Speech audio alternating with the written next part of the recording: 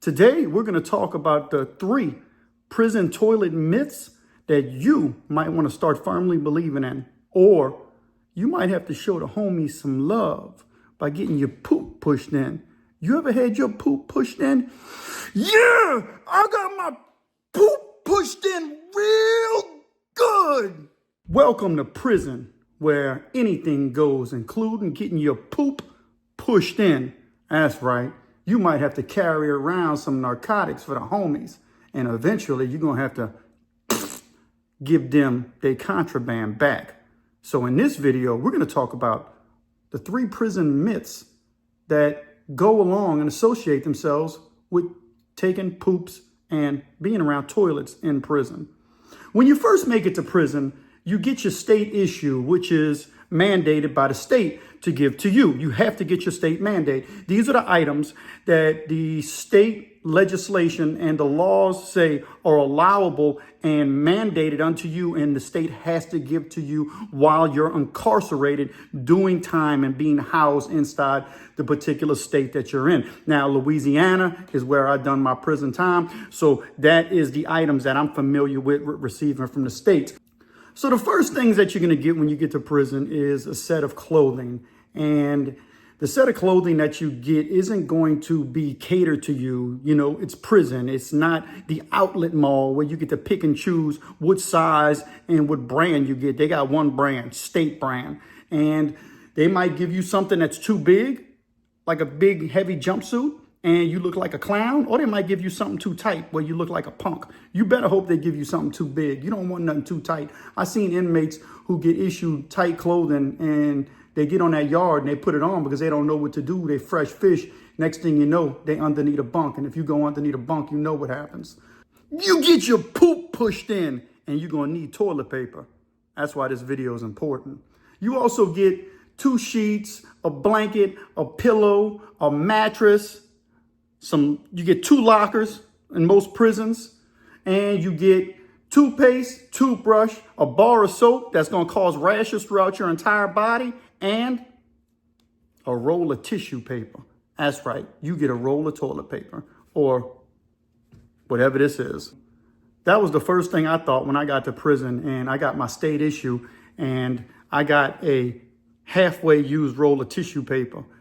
I know it was halfway used because the inside the tissue paper cardboard, that tube right here, was kind of like you could see where it was waterlogged, and some of the tissue around the edges was wet. You could see where it dried. It was waterlogged. I'm like, dang, somebody went home and the state collected their tissue paper back and they still had some left, and so they gave it to me. So my state tissue paper was a wet, waterlogged, mildew, moldy, half-used roll of tissue paper. And I'm like, well, thanks a lot, state of Louisiana. The state of Louisiana was much obliged. Now move on. And you are now free to move about the prison. Matter of fact, we lied. To the hole you go. But I remember there was this one dude. He wasn't as lucky as I was. At least I had moldy mildew tissue paper. They issued this dude this. The dude grabbed the roll of tissue and he looked. He said, "Say, Cap." And the captain said, "What's wrong, boy?" That's how they talk to you in prison. You don't like being called boy? Don't go to a prison in the South. "What's wrong, boy?" He said, "Say, Cap, there ain't no toilet paper on here. You heard me?"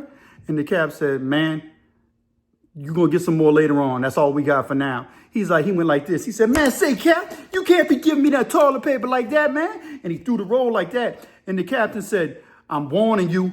Pick it up and put it back in your laundry sack." You get that laundry sack too. And the dude said, "I ain't picking nothing up, Cap. You heard me? I want my state issue." That's what they call state issue. "Give me my state issue. You heard me?" And the captain said, "Last thing, last warning, pick the paper up." And this captain was being cool because most of them don't give you warnings. And the dude didn't want to do it. He said, "I want my state issue." And the captain said, "I just gave you your state issue." And he said, "Nah, I need toilet." He said, the law says I got to give you a roll of tissue paper." And he had a roll of tissue paper. He said, a roll. It's a roll that goes on tissue paper. And so that's the stuff you got to deal with in prison. And this dude didn't pick it up. And the next thing you know, as if on cue, another guard completely from behind him grabs him in a chokehold. And all of a sudden you hear the dude, ah! They squeeze him. They hog time. They drag him. And when they dragging him, they shove the, hold on, toilet paper roll in his mouth. And he's dragging like this. And he got that It's in his mouth. They shoved in his mouth and they drug him. He's screaming and crying. And I'm like, dang, that dude got played.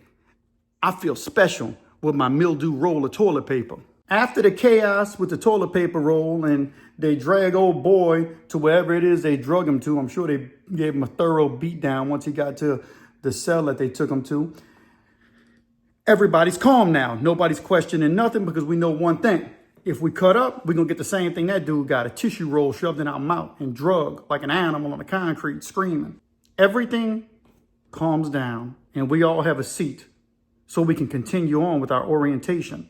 Next thing you know, this inmate walks in who's specifically chosen by the correctional staff to teach us survival techniques on how to survive while we're at this prison. And now we're all sitting down in the bleachers with a big cheese on our face like this because we don't want the guards to think we're ungrateful for the state issue that they just gave us. Laundry sack full of survival items. It might not seem like much, but when you in prison, the meager things that you do have become treasure. So this guy walks in and he's completely shaven. No hair on his face, no hair on his head. I don't think this dude had no hair nowhere. He looked like that dude Powder from one of those prison TV shows that's real scary, that ain't got no hair on his face, but it looks like he was dipped in baby powder. And he's coming to take another dude's cheeks. That's how he looked. Though you ever seen that dude, the War Baby from Furiosa Road, Mad Max? It looked like he was amped up because he'd been chewing on spray paint. That's what this dude looked like. And he walks into the gymnasium and he has a roll of tissue paper in his hand. He's literally walking in with a roll of tissue paper and he got that one dead eye that don't see nothing. It's a white dead eye. And the other eye is just staring forward. And he walks up and he holds up his tissue paper and says, y'all got y'all tissue paper? And everybody pulls out their tissue paper. He says, everybody here, pull out your tissue paper because as you know, the state only can issue tissue papers once every 2 weeks. So you need to know what you need to do to make the tissue paper stretch. And so I grab out my little roll of tissue paper and he says, everybody unroll one sheet. And so everybody got one sheet and this one dude got this one sheet and he's like fiddling with it. And the dude says, hey boy, don't you play with that sheet like that. Treat that sheet with the utmost care. And I'm like, the utmost care? He looks at the dude, he said, I'm gonna be watching you on the dormitory with this one good eye I got. And the dude got the sheet and he just kind of drops his sheet like that. And he says, boy, you better pick that sheet up. You don't want nobody else picking it up for you. And I'm like, oh man, I can't believe it. I made it to prison. He holds the one sheet up like this and he says, now everybody do as I tell you to do. Do as I do. Do as I do, not as I say. And I'm like, that don't make no sense. We're supposed to be listening to you. He says, now take your roll of tissue. And he says, do like this. And he says, you got to peel it. He says, see, this tissue is multiple plies. And I'm like, multiple plies? Oh man, I tore my tissue. So I pick my tissue paper up and I'm doing exactly like this dude says. And I'm about to show you exactly what he does. He takes the tissue paper and splits it like that. He says, now you got 2 plies. I'm trying to show you what you got to do. Those 2 plies equal 2 wipes. He said, the first wipe is your good wipe. He said, because you know you've been eating them collard greens mixed with them insects that the state done been feeding us. He said, now you're going to take that 1 ply and you take that 1 ply, your first ply, and you wrap it around your finger like such. He said, you see, you got that little flappy piece. He said that flappy piece gonna absorb all your dirty poop. I said, dirty poop? I'm like, man, I want to go home. And he got that flat piece. He said, you take this piece, and he said, you wipe real good, and that's the piece gonna have most of your poo. He said, then you put that in the toilet and you flush. He said, now your next piece gonna be your file up piece. He said, now pay close attention. And he takes the tissue paper. He says, you fold it like this. He said, you take a tear right there. You tear that like that. He said, you tear this little hole in it like this. And you got your little piece right here. And you got your main piece right here. This your file up piece. You wipe and finish with this. This is how you're gonna make your tissue stretch. He said, then you take this piece and you put the tissue like this. and you wipe. He said, you ain't got to worry about no follow-up really like talking about, because you had your flap on your first one and your flap clean, you're good. He said, but this one you clean like this and you get that remnant on them side cheeks. And he said, then you flush that. He said, of course, you might have a little bit in your fingernail. He said, and that's what this piece is. You use that small piece to clean that fingernail out. Then you put that in there and you make your final flush. And I'm sitting there, y'all, and I'm looking at this tissue paper. I'm like, this dude's crazy. This can't be real. Prison myth number 1. You better make your tissue stretch, because you don't know when the state's going to give you your next roll. You know, out here in society, we do rolls like this. That's a good wipe. Good. You know what I mean? We don't even flush till it's full of tissue paper. Not in prison, man. If you get caught doing this in prison, you either one, you got 5 lockers full of toilet paper that you got in some other punks' lockers, or, you know what I mean, you just got a connection to the tissue paper. Now, the next prison myth is one pant leg out the pant leg. That is the next prison toilet myth. As you know, when you in prison, when you sit down to poop, you can't do it like business as usual. You can't do it like your house.